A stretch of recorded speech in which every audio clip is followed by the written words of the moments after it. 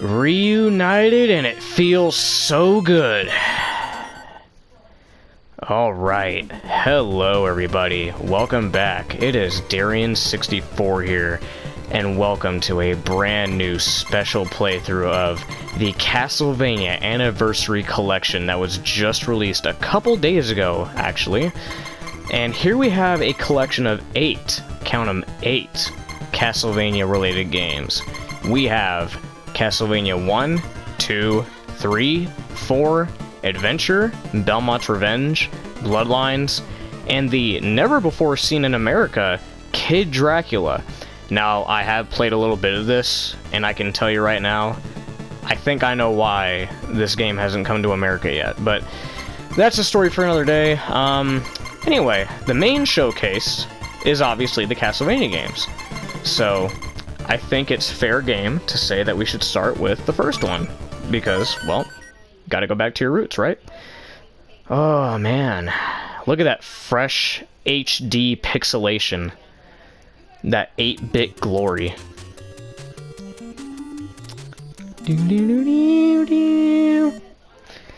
Alright. As we open up, we get greeted with Simon Belmont outside the castle gates, with Vampire Killer playing in the background. Very nice. So, this is a pretty unexpected release, because not even a year ago, they had released Castlevania Requiem on the PS4, and that's what I'm playing this on, by the way. They had released Castlevania Requiem on the PS4, and that contained Symphony of the Night and Rondo of Blood on it. More specifically, it was the PSP, like, remaster of those games. They had, like, updated voice actors, some updated, like, mechanics or whatever, and that was pretty cool. But I wasn't expecting them to do an anniversary release where they released a bunch of games, especially the Nintendo ones, but, I mean, it's Konami.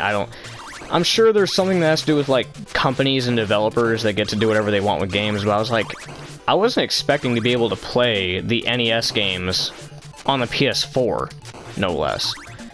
But I ain't complaining. I'm happy. But I am just a little bit disappointed, though. I am a little bit disappointed, because when I heard that they were releasing an anniversary collection, I was like, oh man, I had so many high hopes for what they were going to put on this collection. I was hoping that they were going to put Lament of Innocence and Curse of Darkness and a bunch of the Metroidvania games on here, like the Game Boy Advance ones, some of the DS games. No, that was setting my standards way too high, I guess. Now, me and a couple friends of mine have a theory, alright? We have a theory. Maybe one day, if this gets popular enough, I don't know. If they get enough fan outcry, they might do this. I don't know. But our theory is that if the collection, the original collection, gets enough sales, they're probably gonna make a Volume 2. Because I noticed something with this collection. I noticed that with this collection, it's strictly classics. And what I mean by that is that it's all the linear 2D side-scrolling whip-wielding action, right? None of these games are Metroidvania at all. And I figured, I'm like, you know, what if for Volume 2, they do all the Metroidvania games? Because pretty much after Symphony of the Night, they haven't really returned to the classic style.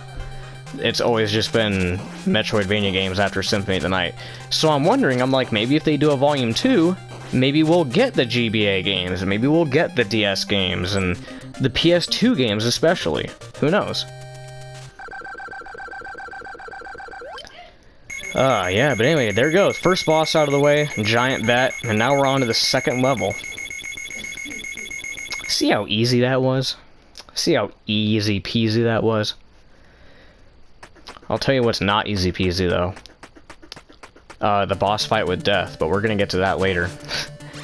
I actually played this earlier today, though. I actually played this earlier this morning, and I breezed through this game until I got to death. I spent at least a good half hour on death because that boss fight is notorious for being extremely annoying. Extremely annoying. For multiple reasons. For one, the stage that Death is in has the ever so infamous hallway with the Axe Knights and the Medusa heads.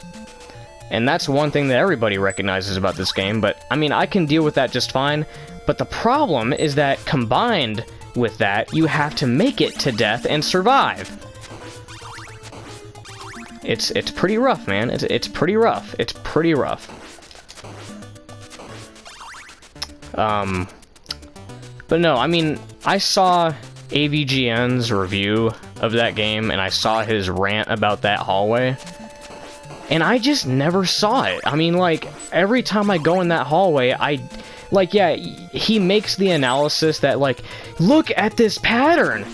And yeah, when you see the pattern that he outlines, he goes, wow, you really can't get past that, can you? That is some fucked up bullshit.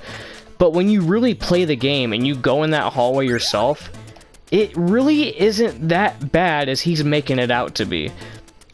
Because, yeah, there's patterns, but they only spawn like 2 enemies at once.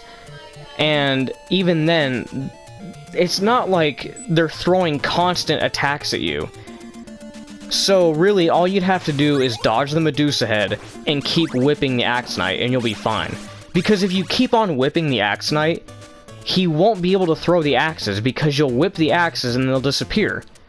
So that's why I've never really had any issues with, like, that room in particular. I mean, that's just me. I've never had any real issues with that hallway. But Death, on the other hand, that boss fight, even with Holy Water and the Cross, oh man, you really gotta get lucky with that boss fight, I swear. Those sickles, the positioning, everything, man.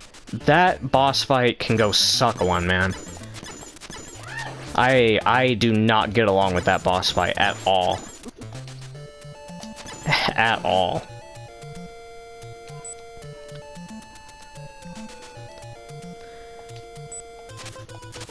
I don't know if I'm gonna do Simon's Quest. I don't know if I'm gonna do Simon's Quest on this channel, because for that game, I'm not gonna... No, look. It's not that I don't like the game, alright? I like Simon's Quest. I like it. It's a decent enough game, alright? But I don't think it's something that I want to play on the channel, because that game is cryptic as hell. And I feel like if I played it on this channel, I would have to use a guide a bunch. And I don't want to do that. I mean, I like these linear games where I could just sit here and just go, like, from point A to point B and just whip at enemies back and forth. But with Simon's Quest, though, I can't really do that. I have to look at the map, know where I'm going, know what to buy, where to go, what path to take, and what cryptic thing to do next, and I don't know if I want to do that. But don't get me wrong, I like Simon's Quest. I really do like Simon's Quest. It's a decent game. I don't hate it. It has flaws, but I don't think it's a bad game. I don't think it's a bad game. But I think I'm going to go ahead and end the episode off here, because I kind of just want to see how the episode will turn out. And I think this is a good place to stop just for now. But I should be able to start the next episode here pretty soon. So yeah, thanks for sticking around, and I shall see you guys in the next episode. See you guys later.